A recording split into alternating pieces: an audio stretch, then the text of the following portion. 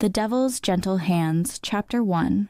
The Wheelchair and the Gun. The sound of the wheelchair's wheels echoed through the marble hallway, soft, rhythmic, and heavy with the silence that ruled the D'Amato mansion. Lorenzo D'Amato stood at the edge of the corridor, watching his mother glide past him without a glance. She didn't need to look, she always knew when he was there. The same way she always knew when he was lying or bleeding or hiding something. She stopped near the double doors, her voice sharp and tired. "Stop hovering, Lorenzo. You make the walls nervous." He almost smiled. Almost. "You shouldn't be going out alone." Lucia shot him a look over her shoulder, her once warm brown eyes colder than glass. "I've been alone since the day I got this chair," she said, tapping one of the steel arms with her ring. "Don't start now." He wanted to say something, anything, but his jaw clenched instead. There were no words between them anymore, only the ghosts of old ones. He followed her out of habit, one hand resting inside his coat where the familiar weight of his gun sat. Even when he was silent, he was always protecting, always watching. Outside, the bodyguard stepped aside as Lucia was helped into the car. The morning air was crisp, the kind that belonged to autumn, the season when everything beautiful starts to die. Fitting, he thought. That was the year his world died too. It had been 10 years since the bullet that was meant for him tore through his mother's spine, 10 years of watching her strength shrink into fury, her grace twist into bitterness. He'd built an empire out of that guilt, blood for blood, power for power, and yet no matter how many men he buried, it never made her smile again. Until recently. He had noticed something strange these past few months. Lucia had begun leaving the mansion often, always around the same time, always returning with a hint of calm on her face. It unsettled him. His mother didn't do calm, not anymore. He climbed into the car across from her, his eyes on her reflection in the window. "Where do you keep disappearing to?" he asked, his tone even but edged. Lucia didn't look at him. "Somewhere I can breathe." He frowned. "With who?" She smirked faintly. "You'd be surprised, my son. There are still people in this city who don't tremble when they hear your name." Lorenzo turned his gaze to the window, jaw tightening. He didn't like mysteries, especially not ones involving his mother. He'd already lost one woman to his enemies. He wouldn't lose another. "Driver," he said quietly, "follow her next time she goes out. Don't get seen."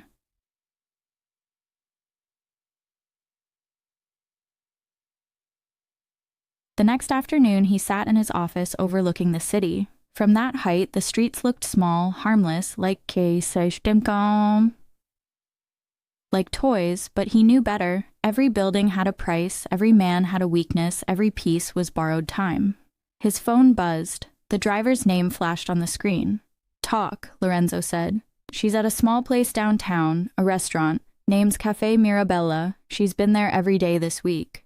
"A restaurant?" His brows furrowed. Lucia never ate outside. She hated being stared at, pitied. "Yes, sir, and she's not alone." Lorenzo's pulse slowed. "Who is she with?" There was a pause. "A girl. Young. Works there, I think. She's talking to your mother. Laughing with her."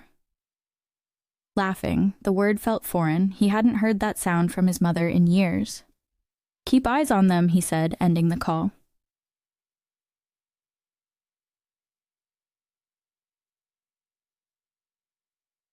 That evening, when Lucia returned home, she was quiet, but not in the usual sharp, bitter way.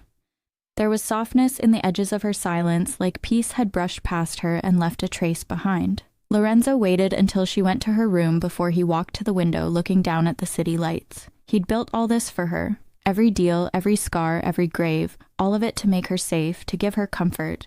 But she hadn't smiled for any of it, and now a nameless girl in a cheap cafe had done what he couldn't. That night, he barely slept. His mind kept circling the same questions. Who was she? Why did his mother trust her? What kind of person could reach into Lucia D'Amato's frozen heart and make it thaw, even for a moment? By dawn, he had made up his mind. If his mother had found peace in that place, he needed to see it for himself, needed to know who this girl was who could do what bullets, money, and time could not.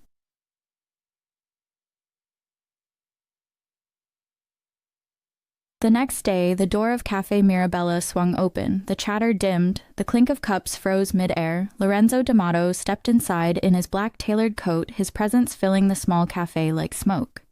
His guards stayed outside, but his shadow stretched long across the polished floor. Behind the counter, a young woman looked up, a waitress with chestnut hair tied back in a messy braid, flour dust on her hands, and eyes the color of morning after rain. Her apron was wrinkled, her smile uncertain but real. She didn't flinch, didn't stutter. "Good morning, sir. Table for one?" And just like that, something in him, something buried under years of rage and violence, stirred. He didn't smile, didn't speak right away. He only looked at her, at the softness in her voice, at the way she didn't look away even though everyone else did. Then, with a voice that rumbled low and quiet, he said, "No. Table for two. My mother will be joining me." Chapter 2. The Waitress Who Didn't Flinch. The cafe was quieter than he expected. Small tables, the hum of quiet conversation, the smell of roasted beans and freshly baked bread. Lorenzo D'Amato stood in the doorway for a moment, his presence dimming the light like a storm cloud drifting into sunlight. His eyes swept the room once. And then he saw her. Lucia. His mother sat near the window, her wheelchair angled slightly so she could look out at the street. There was a cup of tea before her, steam curling like a soft whisper. She looked calm. For the first time in years, her hands weren't trembling, her shoulders weren't tense, until she turned and saw him. The softness on her face vanished, replaced by the sharp, familiar irritation. "What are you doing here, Lorenzo?" Her voice cut through the quiet cafe like a blade wrapped in silk. He walked over, slow, deliberate, every inch the man people feared to cross. "Having coffee," he said. His tone was smooth, controlled, but his eyes were on her, searching. "You've been coming here a lot." Her glare could have shattered glass. "So now you're having me followed?" He didn't answer. The silence was answer enough. Lucia exhaled sharply. "You don't belong here. You walk into a place like this, and the air freezes. Look around, Lorenzo. Everyone's afraid to breathe." He glanced around, and she was right. Every head had turned. The chatter had stopped. The waitress behind the counter, a young woman with chestnut hair tied loosely at her neck, stood frozen for a second before pretending to polish a cup. Her eyes flicked toward him, curious, uncertain, but she didn't look away. His gaze lingered on her for a heartbeat too long, and that small, wordless connection unsettled him in a way nothing else could. Lucia's voice dragged him back. "You're going to ruin this for me," she said bitterly. "This is the only place I can sit without people staring at me like I'm some tragedy." Lorenzo's jaw flexed. "I don't like the idea of you being alone." "Alone is peace," she snapped. "I don't need guards or pity or you looming like a shadow. I need quiet. I need..." Her voice wavered slightly. "I need this." He didn't respond right away. He just looked at her, really looked, and saw something he hadn't seen in years. Peace, fragile, temporary, but real. The waitress came over quietly then, holding a fresh cup. "Here you go, Mrs. D'Amato," she said with a soft smile. Her tone was warm but not pitying. "Extra honey, the way you like." Lucia's sharpness faded a little. "Thank you, dear." The girl nodded politely, her smile brief but kind. When she turned to Lorenzo, her eyes met his again, calm, steady. "Would you like something, sir?" He studied her for a second. No tremor in her voice. No forced charm. She wasn't pretending. "Nothing," he said simply. She nodded once and walked away, her braid swaying against her back as she disappeared behind the counter. The rest of the cafe slowly began to breathe again. Lucia watched him, suspicion and fatigue in her eyes. "Don't scare her away, Lorenzo. She's the only person in this city who talks to me like I'm human." He didn't answer. Instead, he bent slightly and pressed a kiss to the top of her head, something he hadn't done in years. "Enjoy your tea, Mama," he said quietly. Then he turned and walked out, his coat brushing against his legs, his shadow spilling across the sunlight as the bell above the door chimed behind him.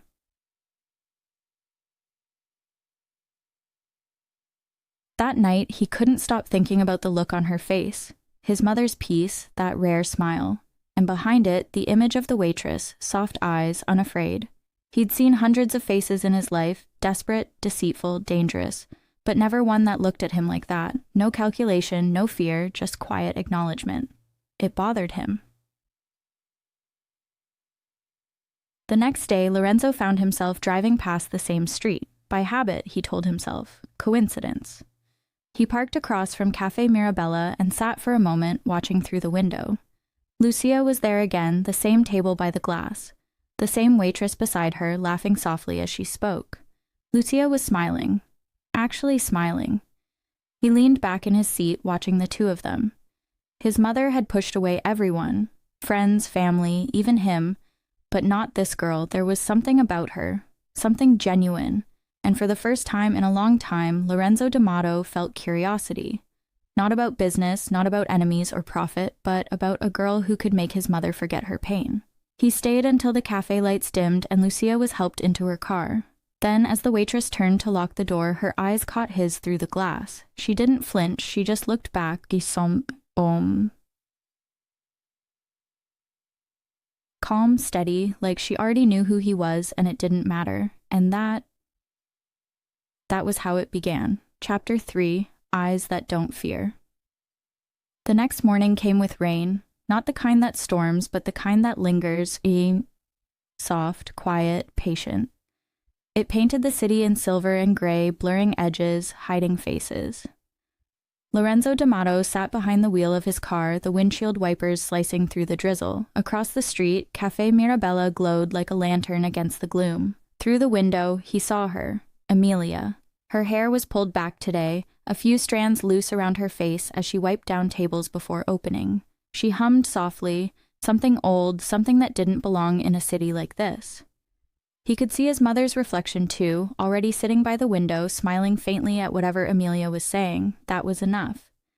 He got out of the car.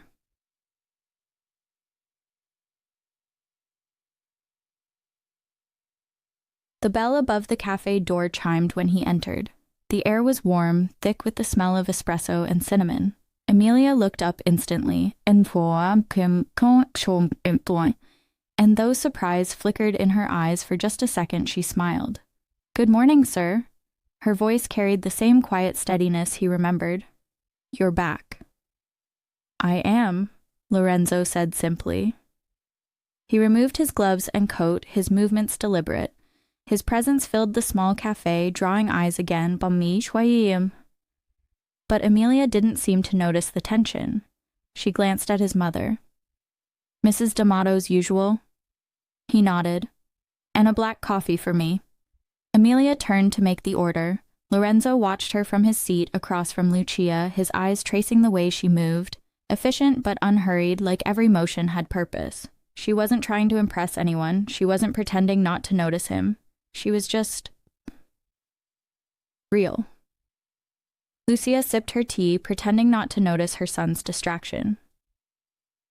"So," she said quietly, "you couldn't stay away." "I was nearby," he lied. "You never just happened to be nearby," she said, smirking faintly. "You're either following someone or hunting them." He didn't answer. His eyes followed Emilia as she brought the tray over. She placed the coffee in front of him carefully, her fingers brushing the edge of the cup. No tremor, no fear.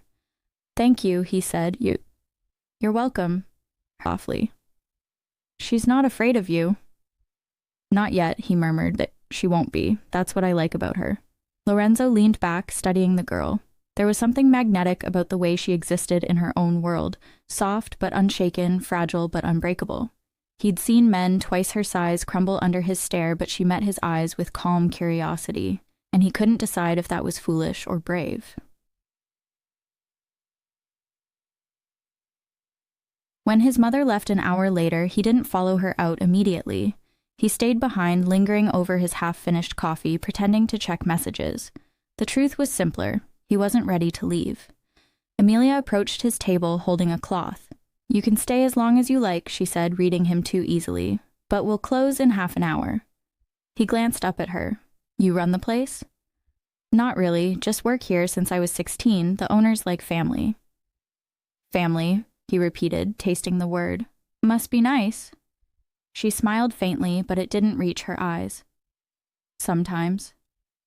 Lorenzo caught the tone. There was a shadow behind her softness, something she didn't say, something familiar. Pain recognizes pain, after all. He tilted his head slightly. You live around here? Close enough to walk. That's safe? He asked, his tone sharper than he intended. She blinked, surprised. It's a quiet neighborhood. Quiet doesn't mean safe. Her lips parted, but she didn't step back. Are you always this protective of strangers? Only when they don't act like strangers, he said evenly. Her breath caught for a second. The smallest reaction, but he saw it. She quickly turned away, pretending to straighten the table beside him. Lorenzo watched her go, his mind heavier than before. He wasn't supposed to care. Caring was weakness. And yet there was something about this girl, something that reached through the noise of his world and touched a part of him he thought was long dead. When he finally left the café, the rain had stopped. The street smelled of wet asphalt and coffee. He paused by the window once more, glancing inside. Emilia was laughing, softly, genuinely, as she spoke to one of the older waitresses. His mother's empty teacup still sat on the table. For a man who controlled everything, Lorenzo D'Amato realized something dangerous that night. He wanted to come back. Not because he had to, but because for the first time in years there was a place and a girl, that made him forget he was a monster. Chapter 4. The Taste of Jealousy. 3 days passed before Lorenzo went back to that small sunlit restaurant. It wasn't because he was busy, though he told himself he was. The truth was uglier, quieter, and far more dangerous. Every time his mother mentioned the café or the way Emilia smiled when she brought her coffee, something inside him twisted. He had learned long ago how to control violence but never emotion. Violence obeyed him, emotion never did. He spent those days convincing himself she didn't matter, that she was just another face, another pair of eyes that would eventually turn cold once they recognized who he really was. And yet on the third day, he found himself outside the same restaurant again, hands in his coat pockets, sunglasses hiding the truth in his eyes. His mother wasn't with him this time. Just him. And that was the most dangerous version of Lorenzo D'Amato that existed.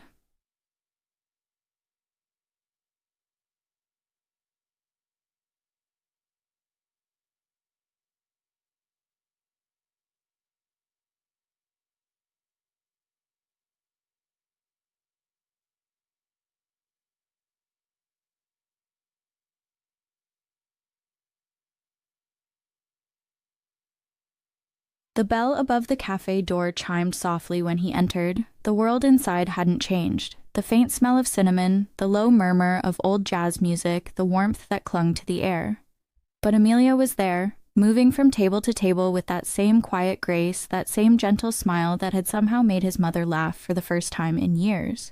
Only now, there was something different. Her left wrist, the one she tried to hide under the edge of her sleeve, carried a faint shadow. A bruise, small but visible enough to catch a trained eye. His eye, Lorenzo's world stilled for half a heartbeat. The ice in his veins, the calm that always came before something broke, began to rise.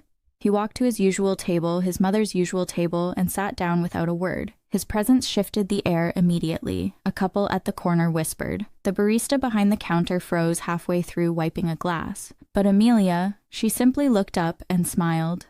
"Good afternoon," she said softly, tucking a loose strand of hair behind her ear. "Your mother's not with you today?" "She's resting," Lorenzo answered, voice low, his gaze steady on her wrist. "But I thought I'd stop by." "Her favorite table misses her," Emilia teased gently. "The place has been quiet without her laughter." Something inside him clenched. His mother's laughter had returned because of this girl. Because of the warmth she carried, the respect she gave without hesitation. She didn't know it, but she had reached both of them, mother and son, in ways neither could explain. When she reached to place a cup before him, he caught her wrist, not roughly, but firmly enough that she froze. The edge of his thumb brushed against the faint mark on her skin. Her breath hitched. The sound was soft, barely audible, but he heard it like a confession. "What happened here?" he asked. Her lips parted, surprise flickering through her eyes. "It's nothing," she said too quickly. "Just an accident." His expression didn't change, but the air around him did, thickened, sharpened. "Accident?" She gently tried to pull her hand back, and this time he let her. The ghost of her warmth lingered on his skin. "It's fine," she murmured. "Really, just a busy kitchen, a few clumsy hands." Lorenzo leaned back slowly, eyes narrowing. He didn't believe her. He didn't believe anyone, not when the bruise looked like fingers. He'd seen that kind of mark before, too many times on too many people who said the same thing. "It's fine." He watched her walk away, serving others with that same gentle smile, but the light in her eyes seemed dimmer. His jaw tightened. He reached for his phone under the table and sent a message. "Find everything on the girl who works at Le Pive Café. Name, address, family, schedule. I want it tonight." It took less than 2 minutes for a reply. "Yes, boss." Lorenzo stayed long after he finished his drink. He wasn't sure what held him there. Maybe the silence, maybe the way she moved, maybe the fact that he hated not knowing who had dared touch her. Every man who entered the cafe that day earned a calculating look from him. Every laugh that sounded too close to her made his hand twitch toward his gun. It wasn't rational, it wasn't even about morality, it was instinct. The same instinct that made him rule the city's underworld, protect what's yours, destroy what hurts it. And though he hadn't said it aloud, a dark, undeniable truth settled in his chest. She was his. Maybe not in words, maybe not in law, but in the way his heart reacted to her, she was his. That evening, the restaurant emptied slowly. She began cleaning the tables, unaware that he hadn't left yet. The sound of chairs scraping, the soft hum she made under her breath, it was all strangely domestic, peaceful. He watched from the shadowed corner, silent. When the last customer left, she finally noticed him still sitting there. Surprise flickered across her face. "Oh," she said, her tone somewhere between polite and nervous. "You're still here." "I was waiting," he replied. "For something?" "For you." She hesitated, hands curling around the cloth she'd been holding. "For me? Why?" Lorenzo rose from his seat, every movement deliberate, powerful, quiet. He stopped in front of her, close enough for her to smell the faint scent of smoke and expensive cologne. His gaze softened, but his presence still carried danger, the kind that wrapped around her rather than threatened her. "I want to know who hurt you." Her throat worked as she swallowed, the confidence she usually had faltering under the weight of his words. "No one hurt me," she whispered. "Don't lie to me." "It's not it." "Emilia, Amami Sonyam," he said, her name falling from his lips for the first time, slow and deliberate. "You think I don't notice the difference between a burn, a cut, and a man's handprint?" Her breath trembled. He saw it, felt it. For a moment, neither of them spoke. The tension between them was alive, thick with things neither knew how to name. Then she said quietly, "Even if someone did, it's not your fight." He tilted his head slightly. "You think that's your decision?" "Isn't it?" she countered softly, her voice stronger than he expected. That spark of defiance, God, it both infuriated and fascinated him. He took a slow breath, eyes locked on hers. "If you're with my mom means you are mine to protect, it is." Her heart stumbled at the way he said it, not a question, not a suggestion, a fact. And for some reason she didn't understand, it didn't scare her, not the way it should have. There was something honest in the way he said it, something that spoke to a deep, aching part of her that had never belonged anywhere. "Why do you care?" she asked, voice barely above a whisper. "Because you made my mother laugh," he said simply. "And because you don't scared of me, you don't want anything from me. You are just who you are, and in my line of work that is rare quality, no one has it. I think that is why my mom loved you so much. Also because since that day, you disturb my sleeping and my business, so I have to find a way to solve all the problem and be able to sleep at night. I can't stop seeing you when I close my eyes." The confession hit her harder than she expected. For a man like him, a man whose name was a whisper of fear, to say something like that, it carried weight. It wasn't poetic, it wasn't sweet, it was real. He took a step closer, close enough for her to see the faint scar under his jaw, the controlled intensity in his gaze. "Whoever it was," he said, voice deep, calm, dangerous, "they won't touch you again." She shook her head slightly. "You can't just—" "Watch me, little girl. Someone dare to touch what is mine, they are going to pay for it." Her lips parted to protest again, but he reached out and touched her hand, this time gently, reverently, as though the same hand that had ended lives could also learn tenderness. And for a heartbeat, Emilia didn't see the Mafia boss. She saw the man who had spent years living with guilt, protecting everyone but himself. "I don't want you to fight for me," she said finally, voice trembling. "I just want peace." He nodded once, eyes softening. "Then I'll make sure you have it." It wasn't a promise made to convince her, it was a vow, quiet, absolute, and terrifyingly sincere.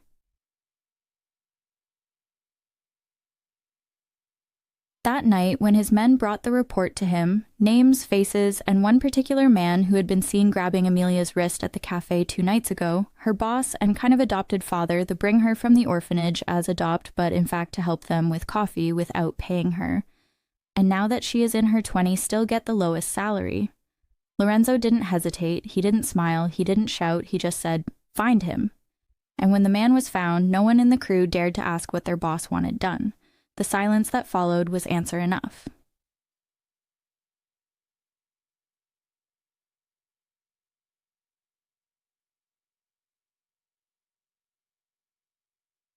Meanwhile, in her small apartment, Emilia sat by the window watching the city lights flicker.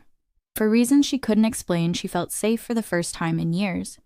Even though she knew what kind of man he was, even though she knew what his protection meant, it made her heart beat faster. No one ever look at her the way he looked at her. No one ever cared enough about her to notice her bruises, but he did. The most feared man in this damn city touch her so gently she forgot to breathe just from his touch. Maybe because, for once in her life, someone looked at her and didn't see weakness. Someone saw something worth fighting for, and even if the world called him a monster, she couldn't help but think that maybe monsters like him were the only ones who could truly keep her safe. Chapter 5. The Devil Protects His Own. The rain started that night, thin and hesitant, as though the sky was unsure if it should bleed. Emilia couldn't sleep. She sat on the edge of her small bed, her fingers curled around the blanket as her mind replayed every word Lorenzo had said. "You made my mother laugh, and since that day, I can't stop seeing you when I close my eyes." No one had ever said something like that to her. Not with that weight, not with that kind of danger behind it. She should have been afraid. She knew who he was. The whispers that followed the name Lorenzo D'Amato were made of blood and warning. But fear wasn't what she felt. Not really. What she felt was something that scared her more than fear ever could. Safety. It made no sense, and yet it did. For a girl who had grown up protecting herself from everyone, the idea that someone so powerful, so feared, could care enough to defend her, it pulled something deep inside her chest. Something she'd long stopped believing she had. Worth.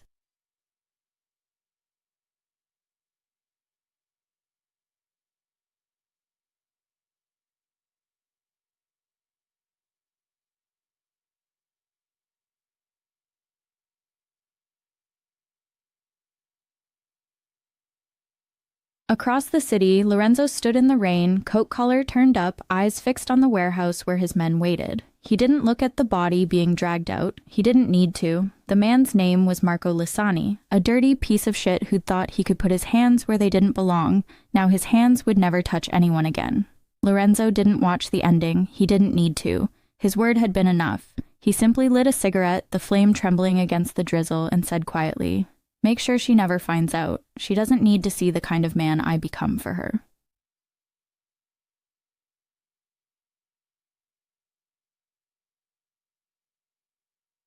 The next morning, Emilia came to work early. The world still smelled of rain, and the cafe was empty except for her and the silence. She hummed softly as she arranged the chairs, pretending not to notice how often her thoughts wandered back to him, to the sound of his voice, to the way his hand had felt around her wrist. Not cruel, not harsh, but steady. The mark had faded slightly overnight, but when she caught sight of it in the reflection of the window, her heart still twisted. She hadn't lied to him, not really. She just hadn't wanted him to see her as weak. She didn't want to be another broken thing that men like him fixed and then forgot. But something about Lorenzo made her think he didn't fix things. He claimed them, protected them, kept them, and the strangest part was, that thought didn't terrify her as much as it should have. He showed up that afternoon, not with his mother, not with an excuse, just him. He stood outside for a long moment, his tall frame half-shadowed by the sun. When he finally came in, the entire room seemed to shift, as if the air itself bent around his presence. Emilia felt it instantly, the quiet pull, the unspoken tension. She pretended to focus on the register, but her hands trembled slightly when she noticed his reflection in the glass behind the counter. "Good morning," she said, voice steadier than she felt. "It's afternoon," he corrected gently, walking toward her, "but I'll take the greeting." He stopped at the counter, setting his gloves down. His eyes moved over her face carefully, as though looking for any new sign of pain. "You're early today," he said. She nodded. "I couldn't sleep." "Because of me?" Her lips twitched. "You assume everything is about you." He leaned closer, the corner of his mouth lifting slightly. "Isn't it?" Her breath caught. For a second, she didn't know if he was teasing or being deadly serious, maybe both. That was the thing about Lorenzo, his words were like his hands.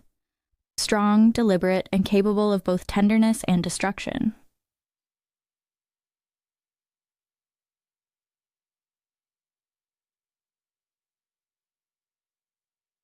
They fell into a strange rhythm after that. He came by more often, sometimes with his mother, sometimes alone. Sometimes he would sit in silence, watching her work. Other times he'd ask quiet questions. About her day, about her dreams, about why she never wore jewelry. At first, Emilia answered cautiously, but the more he came, the easier it became to talk to him. Not because she forgot who he was, but because he never treated her like she was fragile. He listened. Not politely, not idly, but with the kind of attention that made her feel like her words mattered, and every now and then his gaze would linger too long, on her hands, on her smile, on the way she bit her lip when she was thinking. She'd catch him looking, and he wouldn't look away. He'd just hold her eyes, steady and unreadable, until she had to glance down to breathe again.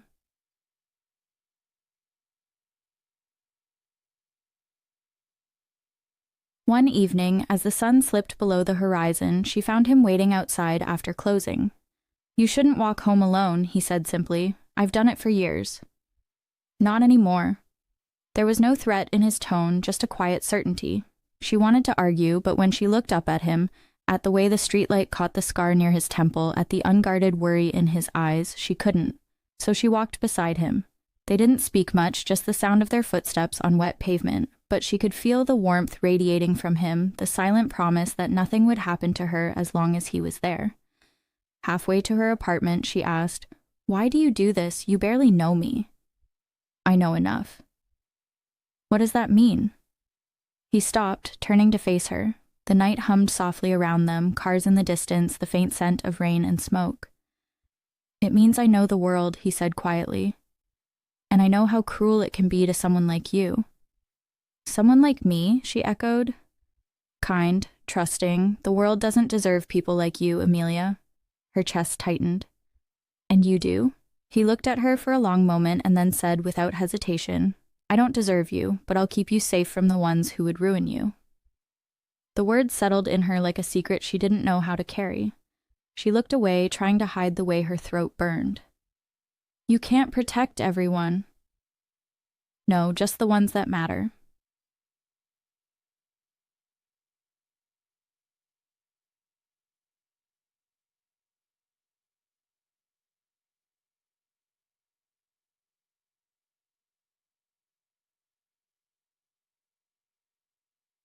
They reached her building. She turned to him, wanting to say something, thank you maybe, but the words tangled in her throat. Instead, she just whispered, "Good night." He nodded. "Lock your door." She smiled faintly. "I always do." He watched until she disappeared inside, then turned and walked away, disappearing into the fog of the city, his black coat blending into the shadows. And from her window upstairs, Emilia watched him go. She didn't know how to explain what was happening between them. He was danger, violence, chaos, everything she'd been told to run from. And yet he was the only person who made her feel safe. Later that night, in the back of his car, one of his men said quietly, "It's done, boss. The coffee has belonged to her without her knowing." Lorenzo didn't answer. He stared out the window at the lights, his reflection cold and distant. He didn't regret it. He never did. But for the first time in years, he found himself wondering what she would say if she knew what he'd done. Would she still look at him with those soft eyes? Would she still let him walk her home? He exhaled slowly, the smoke curling out of his lungs. It didn't matter. He'd rather she hate him than ever be hurt again. The rain started again, steady now, like the sky had finally made up its mind. In her bed, Emilia dreamt of a man with dark eyes and blood on his hands, a man who stood between her and the world, and even though she should have been terrified, she wasn't, because for the first time in her life she wasn't afraid of the darkness, she was falling in love with it. Chapter 6. What you call a monster. The following week, the world seemed quieter. Maybe it was the rain, maybe it was the strange calm that came after something terrible, but the café felt softer somehow. The light through the windows was golden, the kind that made everything look gentler than it really was. Emilia poured coffee, wiped tables, smiled when customers spoke to her, but her thoughts weren't here. They were with him. Since that night he'd walked her home, Lorenzo hadn't come by again. No messages, no visits, just silence. And though she told herself it was for the best, she couldn't shake the ache that came with missing someone she had no right to miss. Still, every time the doorbell chimed, she looked up. Hoping. He showed up on the fourth day. The door opened, the small bell sang, and there he was, impeccably dressed in black, dark eyes carrying the weight of everything unsaid. He didn't need to look for her. She was already looking at him. "Good afternoon," she said softly. "Good?" he asked, his tone low, unreadable. "For now." The corner of his mouth curved slightly. "You make it sound temporary." She met his gaze. "Everything is." That made him pause.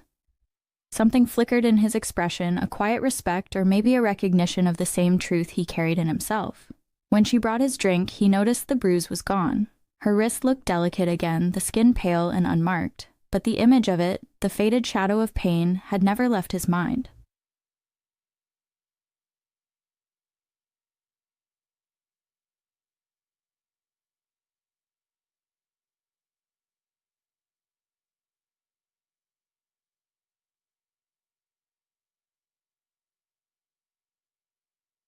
They sat in silence for a while, the way people do when words feel unnecessary. When she finally spoke, it was barely above a whisper. "I heard something," she said. He didn't react at first. "What kind of something?" "About Marco, the owner." The world between them seemed to hold its breath. "He just disappeared," she said slowly. "People are talking. Some say he sold the coffee and ran because he owed money. Some say worse." Lorenzo didn't look surprised. He just leaned back, watching her. "And what do you think happened?" Emilia looked down at her hands, twisting the hem of her apron. I don't want to know." He exhaled, quiet and measured. "That's smart." She looked up then, meeting his gaze with a steadiness that caught him off guard. "Did you do something?" A lesser man might have lied, but Lorenzo had never been good at pretending. He didn't nod, he didn't deny it, he just said, "I don't let people hurt what's mine." Her breath hitched, but not from fear, something deeper, something that stirred and unsettled and warmed her all at once. "Do you always decide who's yours?" she asked. His voice dropped to a low hum. "Only once." Her pulse quickened. "And who was that?" "You," he said simply. There was no charm in his voice, no attempt at seduction. He wasn't a man who used words to impress. He used them to declare. Emilia's throat tightened. She wanted to look away, but his eyes held her in place. "You scare me," she whispered. "I know." "And you don't care?" "I care," he said. "I'm not going to do anything to make you believe you should fear me, and for others, I just don't care enough to become someone else because of them." Something inside her broke then. Not in fear, but in recognition. Because she understood him, not his violence, not his empire, but the reason behind both. The need to control what the world had once taken from him. She had lived her own version of that. When she was 16, her adopted family had taught her what fear was. When her life ended at orphanage and had to endure everything they put her through, she'd learned what fear meant. And yet, standing here in front of Lorenzo D'Amato, the man whose name made other men tremble, she didn't feel powerless, she felt seen. Because when he said mine, it wasn't the same as the men who had claimed her before. He wasn't saying she was his to own, he was saying she was his to protect, and maybe after a lifetime of being no one's choice, being chosen didn't sound so wrong.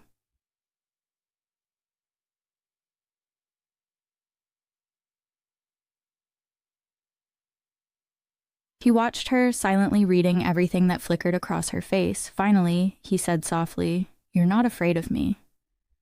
"Maybe I am," she admitted. "Then why are you still here?" She hesitated. "Because I think maybe you're not the monster everyone says you are." He huffed a quiet laugh, low and humorless. "Then you're not listening closely enough." "No," she said, her voice trembling but sure. "I'm just not judging you the way the world does." He leaned forward slightly, his eyes narrowing. "And how do you judge me, Emilia?" "As someone who's been hurt and learned to hurt back," she said. Someone who protects, even if it costs him his soul." That hit something in him. He hadn't expected her to understand so much so quickly, and for a man who had built his life on power, her understanding felt like the one thing that could undo him.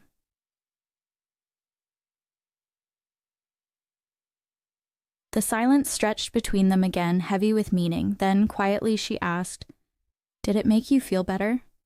He frowned. "What?" "Whatever you did to him." Lorenzo looked away.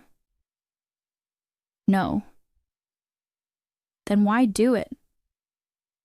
He met her eyes again. "Because he touched something I wasn't ready to lose." Her lips parted, her breath shaky. "You don't even have me, Lorenzo." He tilted his head. "Don't I? Maybe I should change that?" And the way he said it made her heart stumble. Because she wasn't sure anymore.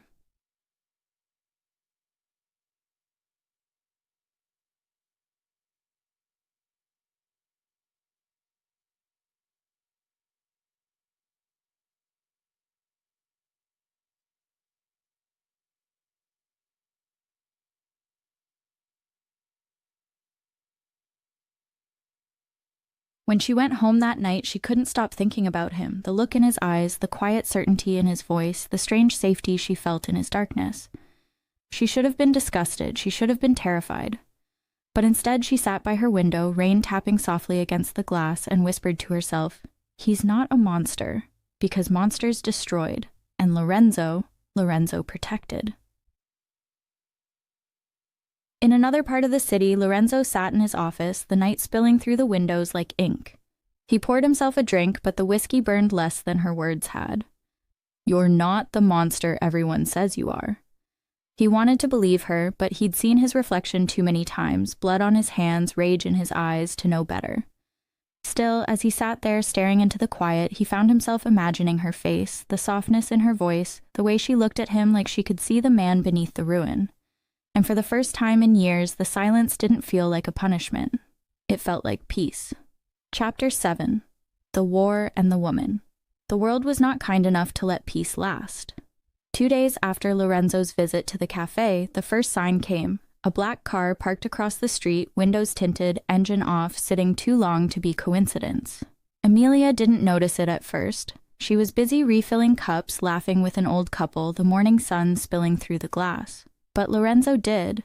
He had been there since dawn, sitting in the farthest corner of the café, pretending to read the paper. His eyes weren't on the news, they were on her. He wasn't supposed to come back this soon, but something about the way she had looked at him that night, soft, unafraid, had burrowed under his skin. It made him restless, it made him weak, and weakness in his world was always punished.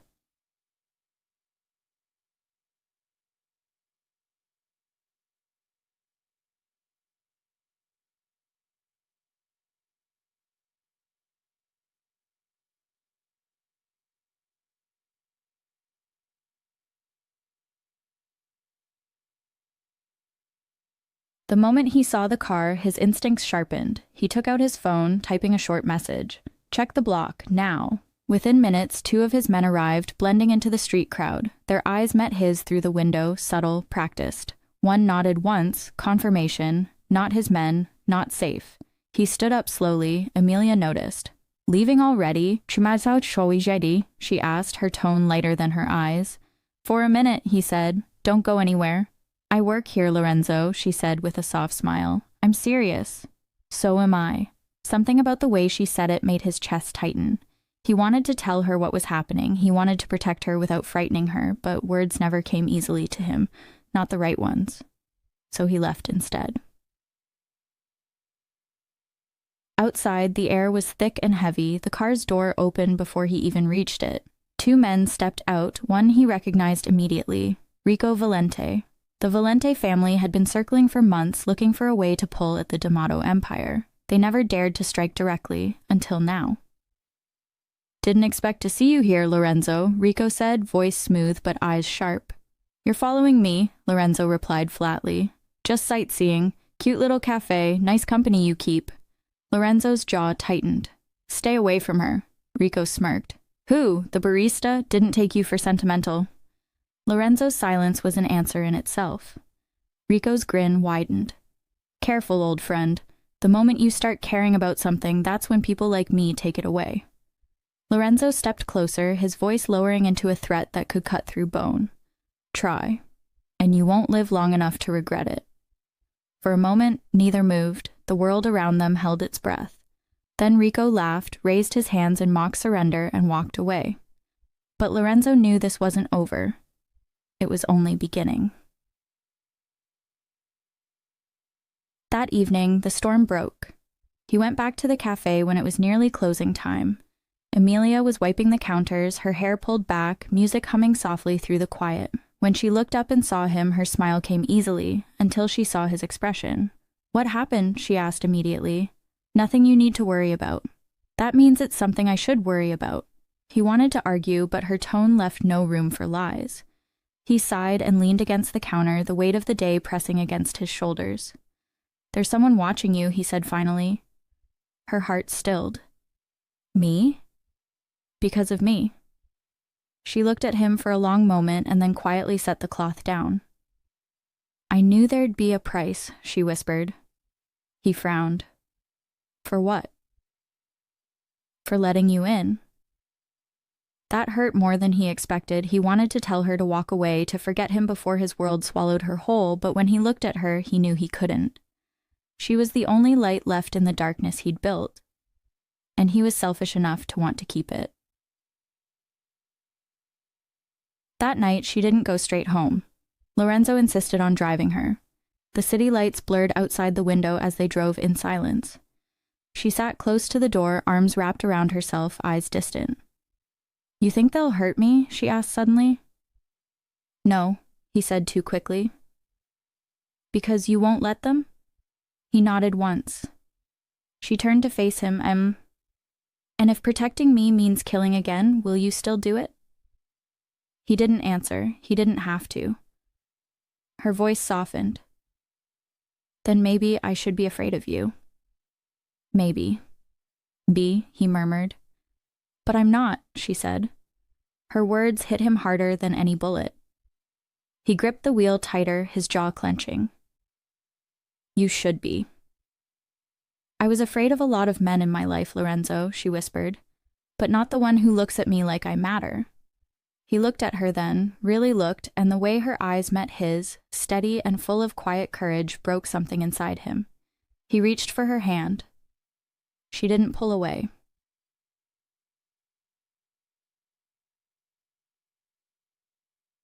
When they reached her apartment, the rain had started again. He walked her to the door, standing too close, his breath warm against the cool night air. You'll have someone watching, he said. My men will make sure no one touches you. She nodded, but her voice trembled. And what about you? What about me? Who watches you, Lorenzo? He didn't have an answer. No one ever had.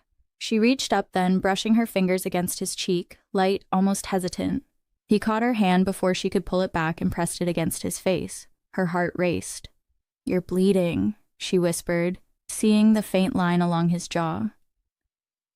Just a scratch. It's still blood. She said it like it meant something more, like every drop of blood on him carried a story she wanted to understand. He leaned in, close enough for his breath to mix with hers. "I told you," he whispered, "I'm not the man you think I am." She smiled sadly. "Then let me see who you really are." And then, without thinking, he kissed her. It wasn't gentle, it was raw, desperate, a clash of pain and want. For a moment, she froze, then melted into him, her hands gripping his jacket as if anchoring herself to something inevitable. When he finally pulled back, his forehead rested against hers. "Go inside," he said quietly. "Will I see you tomorrow?"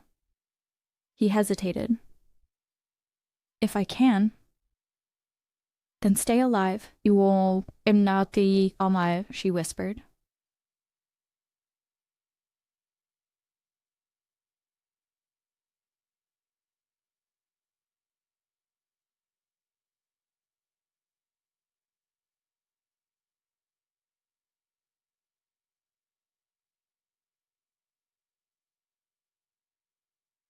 He waited until she locked the door before turning away.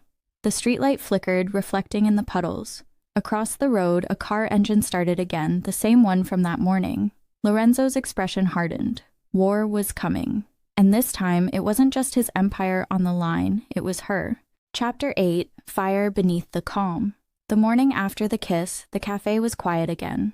Emilia opened early, humming softly as she arranged pastries in the glass case. The smell of coffee and sugar drifted through the still air. Outside, the city looked ordinary, deceptively so, but nothing about the world was ordinary anymore. Not since him. She'd barely slept. Every time she closed her eyes, she could still feel the press of Lorenzo's lips, the warmth of his breath when he whispered her name. She'd never been kissed like that before, like someone claiming what was already his. And even now, she didn't regret it. But she did feel the tremor of fear beneath the tenderness. Not of him, but of what surrounded him. The men who watched from shadows, the silence that followed his footsteps, the smell of danger that clung to his suits. She used to think monsters wore cruel faces. Now she wasn't sure.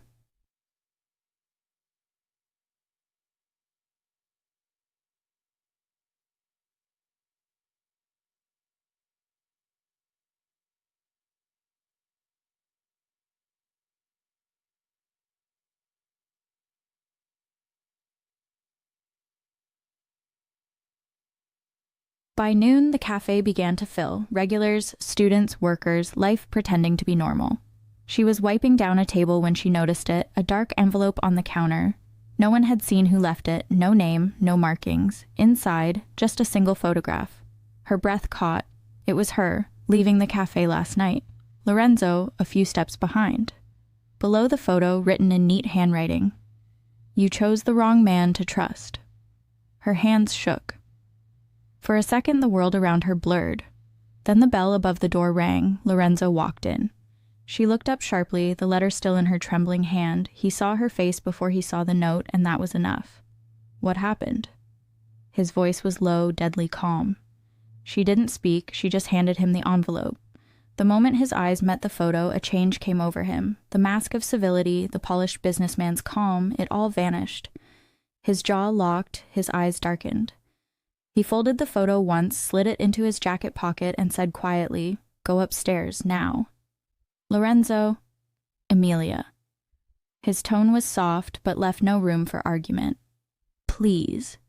It was the first time he'd ever said please. She went up to the storage room above the cafe, peering through the narrow window as he stepped outside. 3 of his men appeared almost instantly, as if they'd been waiting. Orders were given in sharp, hushed tones, phones buzzed, engines started. Within minutes, the street was swarming with silent figures who didn't look like customers. Her chest ached. This was his world, swift, efficient, merciless, and she was in the middle of it. Lorenzo didn't go far. He stood across the street, watching the cafe like a hawk. He'd seen warnings before, but never like this. This was personal. Rico Valente wasn't testing him anymore. He was declaring war. His men confirmed it an hour later. The Valente family had been making quiet moves all week, bribes, threats, and now intimidation. Emilia was the message. Lorenzo's temper snapped. Get me Rico, he said. Rico, he said coldly. Tonight. Emilia didn't see him for the rest of the day. The cafe closed early, the air heavy with unspoken worry.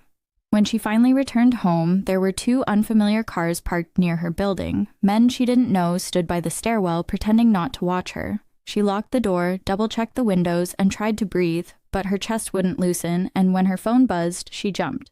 Lorenzo, don't open for anyone, I'm coming. She typed back, Emilia, you're scaring me. There was a pause, then a reply. Lorenzo, good. Fear keeps you safe. I'll explain when I get there. He arrived 20 minutes later, his shirt collar stained with something dark, his knuckles split again. She opened the door before he could knock. For a moment, they just stood there. Her in her doorway, him in the hallway smelling of rain and iron. What did you do? She whispered. What I had to. Lorenzo. He stepped inside, closed the door behind him, and leaned against it. His eyes found hers, and something in them broke. I told you I'd protect you, he said. At what cost? My soul's already spent. The quiet truth in his tone made her heart tremble. He took a slow step toward her. They were coming for you, Emilia. You think I could just sit back and let that happen? I didn't ask you to kill anyone. You didn't have to. He was close now, close enough that she could see the small tremor in his hand, the price of holding back his rage. I don't know how to love softly, he said. I never learned, but what I feel for you, it's not something I can hide, and if the only way to keep you safe is to make the world burn, then I'll do it. Her eyes filled with tears. You don't have to be gentle with me, Lorenzo. I've never been handled gently by anyone, but don't burn yourself for me. He touched her cheek, his fingers rough and trembling. Then what do I do when the only peace I've found in years is standing right in front of me? Her lips parted, her breath shallow. You stay, she whispered.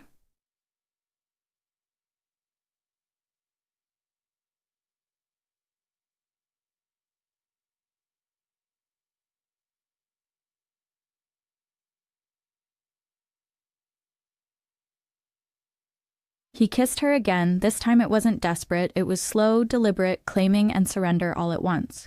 When he pulled her closer, she felt his heart beat against her chest, a rhythm that didn't belong to a monster but to a man who'd fought too long to protect what he loved. Her fingers slid through his hair, her voice barely a whisper. Make me yours, leave the future for a moment, and be mine. He smiled faintly. I'm already yours, little bird, but I will make sure to make you mine the way no one dared to try to take you away from me. He brushed his lips against her temple, her cheeks finding her lips again, and he stayed true to his promise he'd make her his. The sound of her moan and closer was the only thing he wanted to, was the gentlest monster he could be, the ways he took her to claim her soul, the way he worshiped her body until the sun rise and she sleep in his arm was all he wanted.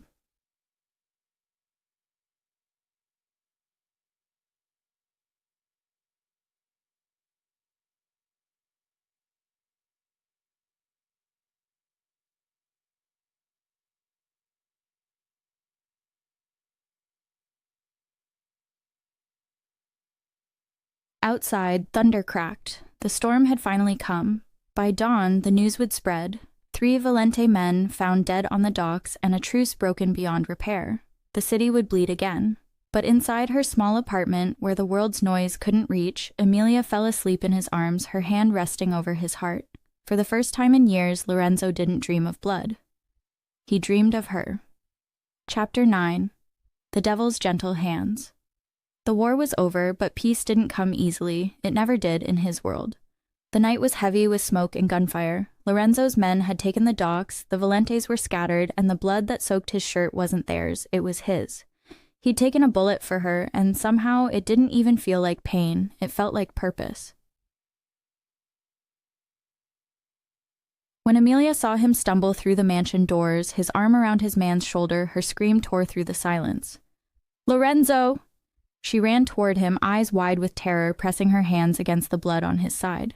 He caught her wrist gently, his touch warm despite the coldness creeping into his skin. Don't, he said softly. You'll get it on you. I don't care, she cried. You're bleeding, Lorenzo. I promised you I'd come back, he whispered, and I keep my promises.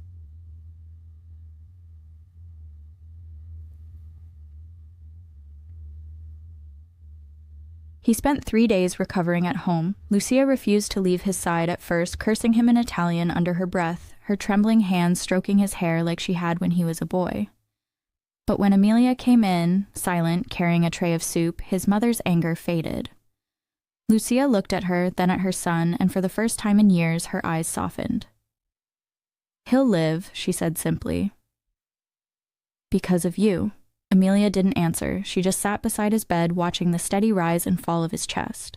That night, when he woke, she was still there. Her hand was resting near his, her eyes heavy but alert. He reached out and brushed his fingers over hers. You should rest. So should you. He smiled weakly. Can't if you're not. Her heart broke and healed in the same breath.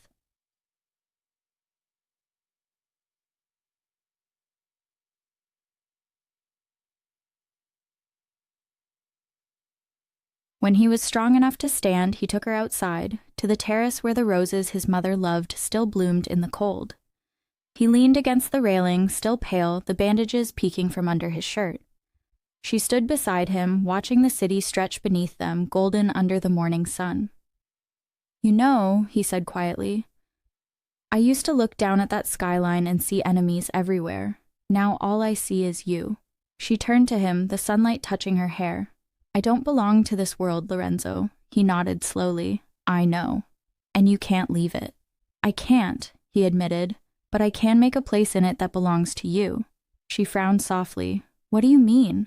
He reached into his jacket and pulled out a folded paper. It was a deed, official, sealed, with her name written clearly across the top. She stared at it, confused. What is this? It's the café, he said. Yours now. Her breath caught. You... what? You said you loved that place. You gave my mother back her laughter there. It's the least I can do. She shook her head, tears burning behind her eyes. You don't have to buy my love, Lorenzo. He stepped closer, his voice low and steady. This isn't a purchase, Emilia. It's a gift. For everything you did for her. For everything you've done for me. Her tears finally fell. Then why does it feel like you're sending me away? He touched her face gently. Because I don't want to cage you. She blinked, his words catching her off guard. You've been trapped your whole life, he continued, by people, by fear, by pain. I won't be another chain. You're free to stay here, to leave, to build your life however you want. You're free as the day I first saw you. Her lips trembled. And if I stay? Then you stay because you choose me, not because you need me.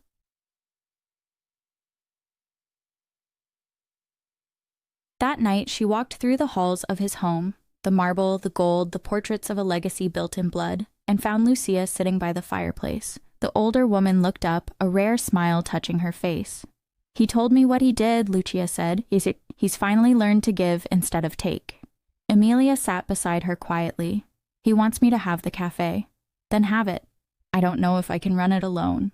Lucia laughed softly. You won't be alone, cara mia. You'll have me nagging you every morning from that corner table. They both laughed, the sound small but warm. Lucia reached over, her wrinkled hand covering Emilia's. You make him quiet, you know. I haven't seen my son silent for peace, only for rage, until you.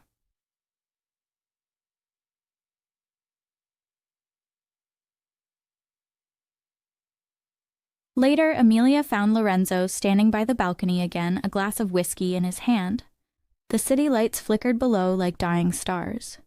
She walked up behind him, slipping her arms around his waist, resting her cheek against his back. He covered her hands with his, holding her there without turning. You should be sleeping, he murmured. So should you. I can't sleep when you're not beside me. Her heart stuttered. Then I'll stay. He turned then, cupping her face in his hands. You promise? Yes, she whispered, but on one condition. He raised a brow. Anything. You never cage me. You never keep me from the sky.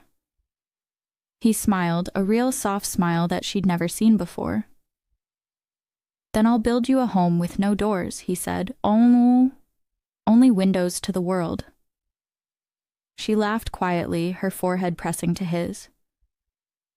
That sounds impossible. I've done worse things for love.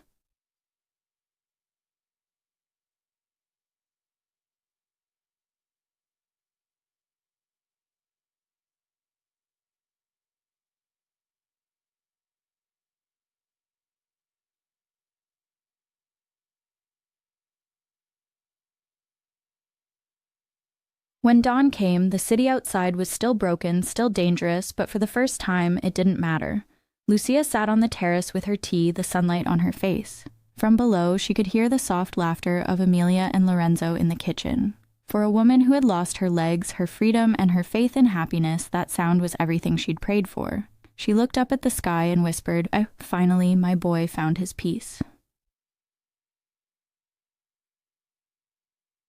Inside, Lorenzo poured 2 cups of coffee. Emilia leaned against the counter, barefoot, hair tousled, smiling sleepily.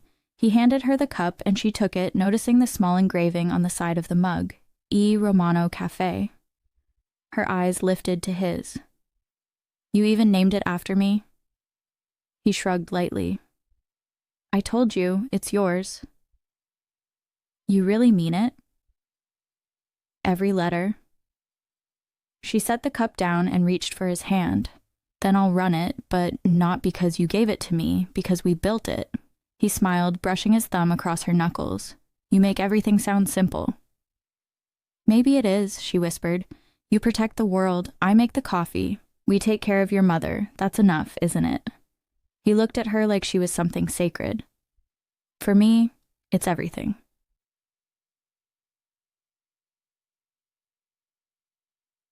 Outside, the world was still full of noise and danger. But in that mansion, between the woman who'd taught him strength and the one who'd taught him peace, Lorenzo D'Amato finally found something he never thought he'd deserve. Not redemption, not forgiveness, just love. And when he kissed Emilia that morning, the sun rising behind them, she smiled against his lips and whispered, You kept your promise. He answered softly, I always will.